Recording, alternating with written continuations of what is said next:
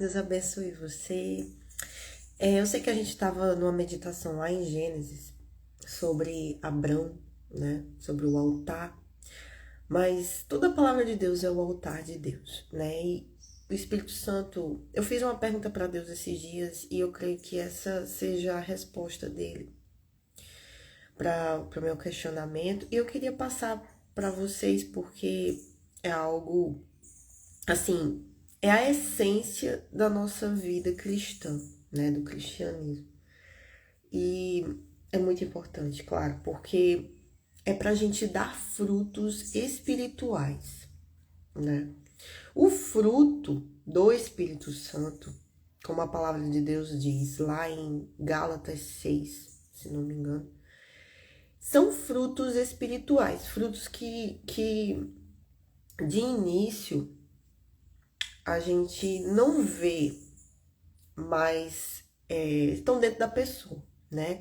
E quando a gente recebe o Espírito Santo, a gente recebe completo, né? Porque Deus, ele não dá o Espírito Santo por medida, ele dá completo, ou é ou não é.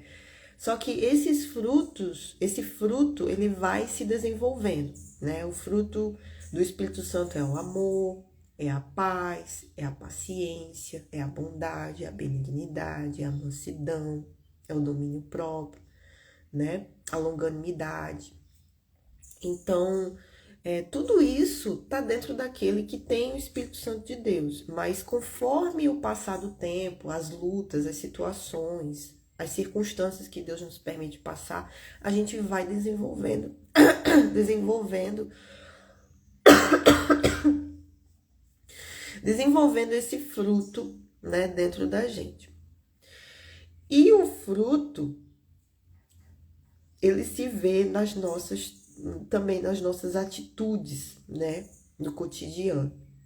Então a gente não pode confundir fruto, que é muito comum isso, né? A gente confundir fruto com dom. Os dons, Deus empresta pra gente fazer a obra nessa terra, poder cooperar com a salvação de outras pessoas que estão ao nosso redor, né? Para que Jesus chegue até elas. Então, os dons são para isso. Mas o fruto do Espírito Santo, ele está intimamente ligado com a nossa salvação, né? O nosso íntimo, o nosso caráter, quem estamos sendo, quem somos, né? Em Cristo Jesus, a nossa identidade em Cristo. Então eu estava meditando aqui em 2 Pedro, capítulo 1, né? E Pedro, ele começa a exortar, que é algo que os apóstolos, eles sempre fazem, a gente vê muito isso em Paulo, ele sempre ali exortando, sempre batendo na mesma tecla, e ele diz isso. Ele diz que é bom, por mais que eu esteja batendo nessa tecla, eu não lembro como é que ele fala, mas ele diz mais ou menos assim, eu tô falando as mesmas coisas, mas é bom para vocês, né? Porque é para salvação. Então, a gente vê isso nos apóstolos, né? Sempre ali exortando pelo bem daqueles que estão servindo ao Senhor, daqueles que escolheram Jesus, para que a gente se mantenha na fé. Tudo é para isso. É para que a gente se mantenha na salvação. Porque quando a gente conhece a Deus, quando a gente se entrega para Jesus, quando a gente recebe o Espírito Santo, ali é o início de uma caminhada. Então, eu fui salvo naquele momento. Eu estou salvo hoje, se eu estou na fé, eu estou em espírito, eu estou em Jesus, eu estou salvo hoje. E serei salvo amanhã se eu permanecer nessa fé até o fim. Se eu permanecer em espírito, buscando, se eu me manter. Então, o meu questionamento foi com relação a isso, né? Eu falei com Deus e devido às coisas do dia a dia, né? As coisas que acontecem e tudo mais na nossa vida. O que eu posso fazer, Senhor, para que aonde eu esteja eu me mantenha na fé? Não importa o lugar, não importa o que aconteça, não importa o que aconteça, eu esteja firme. O que é que eu tenho que fazer para eu me manter? Não importa se a minha rotina vai mudar, se alguma coisa vai mudar, eu preciso estar salva. Então, minha pergunta foi mais ou menos isso, e ele me inspirou assim para estar meditando aqui em Pedro, 2 Pedro, e tem justamente, Pedro tá falando sobre isso, né? Sobre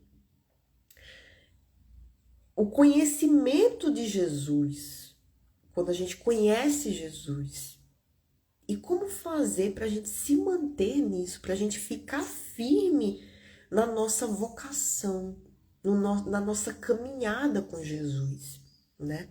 Então, uma coisa que ele me trouxe ao entendimento aqui é que a gente não nasce numa natureza pecaminosa, a gente nasce numa natureza carnal, né? A gente herda a natureza lá de Adão e Eva, da desobediência, né?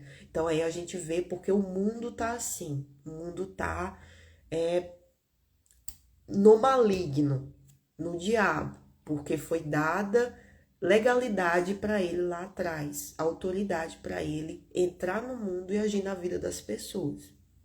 Então, por isso a gente vê tanto mal no mundo, por isso a gente vê o mundo se deteriorando e vai até o fim, vai ser pior mais tarde.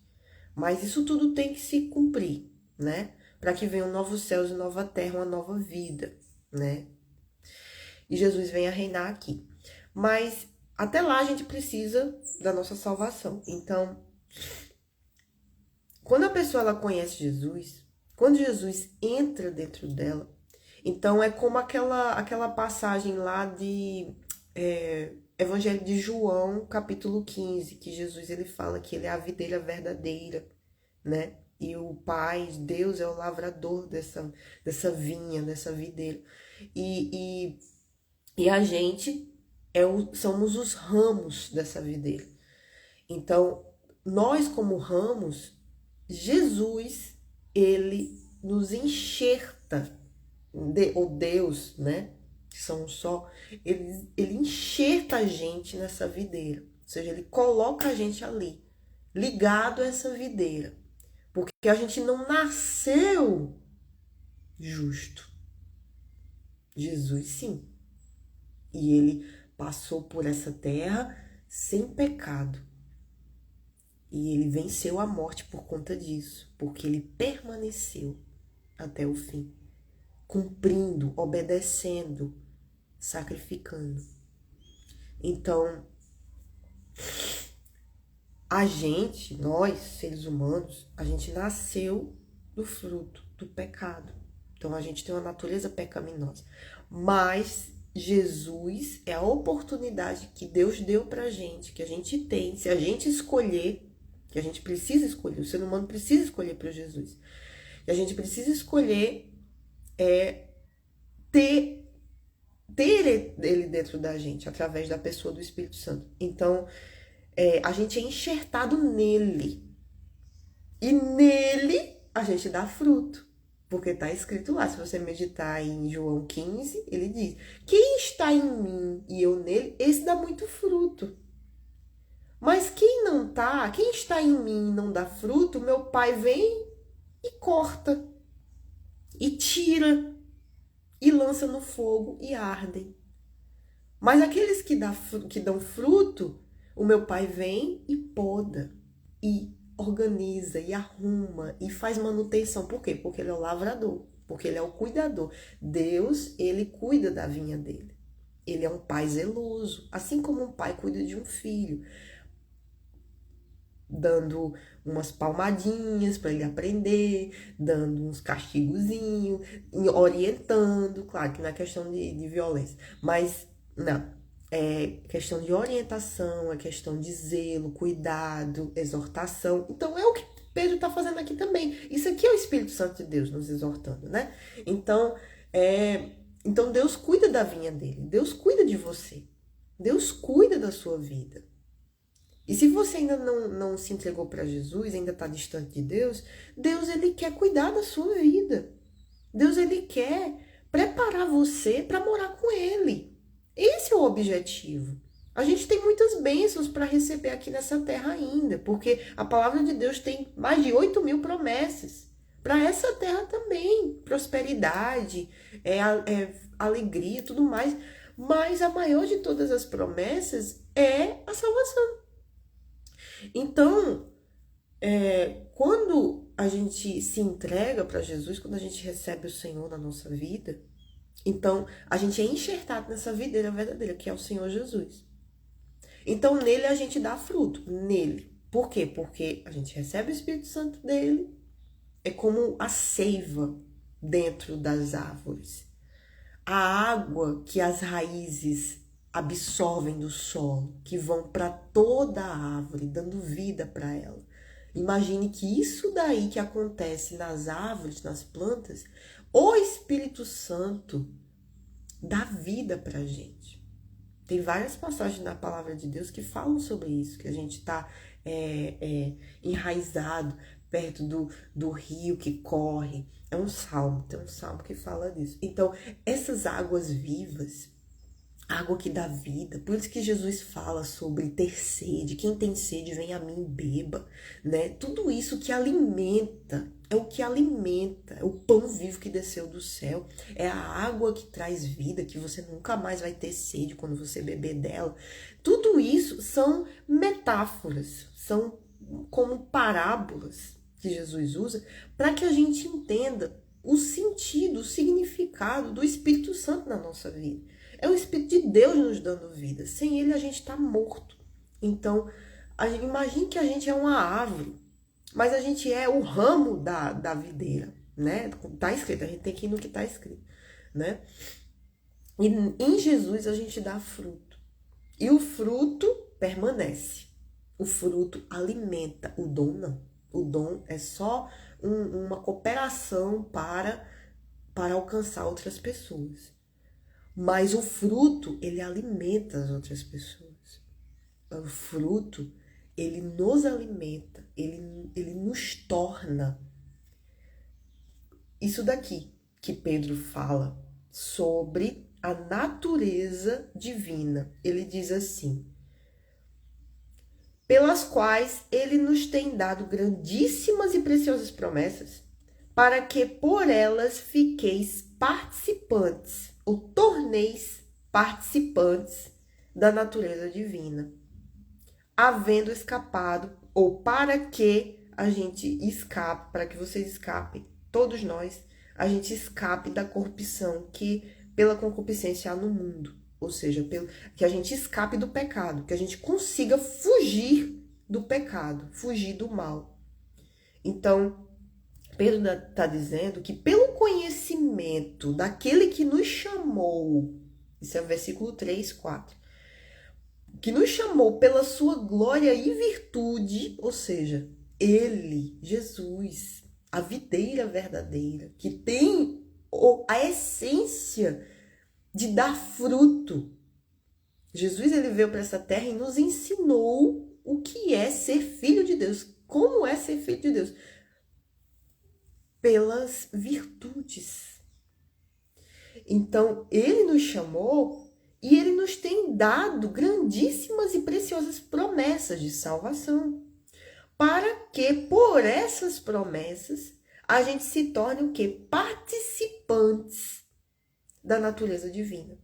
Então, como a gente nasceu em uma natureza pecaminosa, a gente agora precisa se esforçar para ter uma natureza divina. E a gente só pode fazer isso através da nossa entrega a Jesus. E conforme seguir isso daí, recebimento do Espírito Santo, a gente se mantém salvo. Então, Pedro aqui, inspirado pelo Espírito Santo, ele nos exorta, ele nos fala, ele bate na mesma tecla pra gente o quê? Se manter diligentes, cuidadosos, zelosos pela nossa vida, pela nossa salvação, pela nossa vocação e eleição, como ele diz aqui no versículo 10, né? Para que a gente, e fazendo isso, nunca jamais tropeçareis. Então, quando eu meditei nessa parte aqui, aí eu me lembrei, eu fiz uma pergunta para Deus esses dias com relação a isso.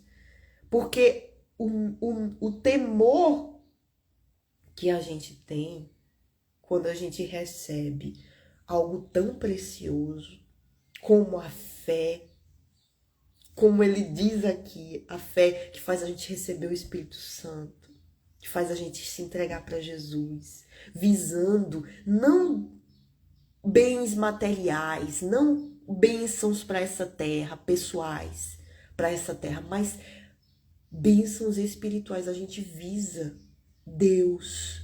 Eu quero Deus. Eu desejo Deus. Esse desejo faz a gente alcançar o Espírito Santo. Essa fé, como ele diz logo no início, aos que conosco alcançaram fé igualmente preciosa pela justiça do nosso Deus e Salvador Jesus Cristo. Ou seja, essa fé que salva. É a fé que salva. Então, essa fé preciosa faz a gente se entregar, faz a gente receber o Espírito Santo de Deus dentro da gente. Então, há uma necessidade. Por isso que a gente vê muito, quando a gente medita, os apóstolos batendo na mesma tecla. Olha, é segurança para vocês, como Paulo diz. Isso é segurança. Eu sei que vocês estão fartos de ouvir isso, mas eu não me canso de dizer isso, porque eu sei que isso é segurança para vocês. É a questão de se manter nas virtudes, a gente ser enxertado na videira, a gente ser participante da natureza divina, porque é isso que vai nos trazer a salvação da nossa alma. Então tem uma parte aqui nesse capítulo que diz a prática das virtudes cristãs. E aí ele diz: vós também, pondo nisto mesmo toda a diligência, ou seja, o interesse, o cuidado, o zelo, acrescentai à vossa fé. Isso é Deus falando com a gente, velho. Olha, acrescenta a sua fé a virtude. E a essa virtude, você acrescenta o conhecimento. E a esse conhecimento, você acrescenta a temperança, ou o domínio próprio, né, que são a mesma coisa. E você vê que isso é fruto do Espírito Santo. E a esse domínio próprio, ou temperança, a paciência, que em outras, que o sinônimo de paciência é perseverança. E a perseverança ou paciência, a piedade. E a piedade, a fraternidade, ou o amor fraternal. E ao amor fraternal, o amor. Então, o amor é o nosso amor para com Deus, acima de tudo. Depois vem esse amor fraternal, porque se eu não amar a Deus, eu não conheço, se eu não conhecer a Deus, eu não conheço o amor, eu não consigo amar o meu próximo. Mas também, se eu não amar o meu próximo, a quem eu vejo, como eu vou amar a Deus a quem eu não vejo? É interessante, né? Se eu não amar a Deus, eu não consigo amar o meu próximo. Mas se eu não amar o meu próximo a quem eu vejo, eu não consigo amar a Deus que eu não vejo. Então, esse amor fraternal, eu estava meditando aqui nessas palavras, né? Piedade, né? A virtude, a questão da virtude. A virtude é a gente ser motivado, a gente ter dentro da gente um desejo de fazer o que é bom, né? De praticar aquilo que é bom para as pessoas, né? Isso é uma inclinação a ter hábitos que sejam bons, sabe? A piedade, aí eu tava meditando na piedade, aí é o amor, eu achei assim, o amor, é o amor, a reverência, a compaixão, misericórdia, ser sensível às coisas de Deus, ou seja, eu me inclinar para as coisas de Deus, tipo, eu orar a Deus, eu meditar na palavra dele, eu querer ir na casa de Deus, buscar, ouvir a palavra dele, ouvir os ensinamentos de Jesus, tudo isso que envolve as coisas de Deus, né? Eu estar me consagrando para Deus, me santificando para o Senhor. E é uma conduta justa também para com todos, eu ser justo. E o amor fraternal é quando a gente acolhe o próximo, quando a gente está ali ajudando alguém, sem julgamentos. Essa é uma parte, muitas vezes, até difícil pra gente, porque a gente quer julgar, a gente se inclina para julgar. Mas o amor fraternal, a fraternidade é aquela... A gente logo pensa em quem? Em família, né? Uma família, ela acolhe, uma família, ela tá ali para ajudar, para aconselhar, porque você tem uma segurança na família, né? Você imagina, a gente vê uma realidade diferente hoje em dia, em muitos casos, né? Que a família não dá mais suporte para você, a família tá desconstruída, o diabo ele tá agindo nas famílias. Porque geralmente a família tem que ser o quê? Um porto seguro. Hoje em dia não tá mais sendo. Aliás, desde do início, né? Quebrou ali a aliança com Deus, quebrou tudo. Então, porque Deus é família, entendeu? Deus é família. Então, se quebra a família, vai acabar quebrando a pessoa. Mas é por isso que a gente não pode estar com o nosso coração na nossa família. Então, para você ver, a nossa vida tem que estar apoiada na rocha, que é a palavra de Deus. Claro que com a palavra de Deus a gente vai buscar pela nossa família, a gente vai buscar Jesus agir na nossa vida, na nossa família. Então, aí a gente vai meditando, aí a gente vai começando a ter um discernimento de coisas que a gente deve fazer, assim, no dia a dia. E muitas vezes não é fácil. Porque a gente tá na correria, a gente tá com muitos pensamentos na cabeça. Às vezes a gente acaba falhando em muitas coisas, sabe? Então, o amor fraternal é acolher o próximo sem julgamentos, ou seja, amar aquela pessoa sem sabe, apontar o dedo para ela, querer atingir ela, ou, você fez isso. Quem acusa é o diabo. E muitas vezes a gente pega esse papel, infelizmente. Mas a palavra de Deus nos ensina a não fazer isso. A gente dá para as pessoas sem interesse próprio. A gente sentir a dor do próximo, né?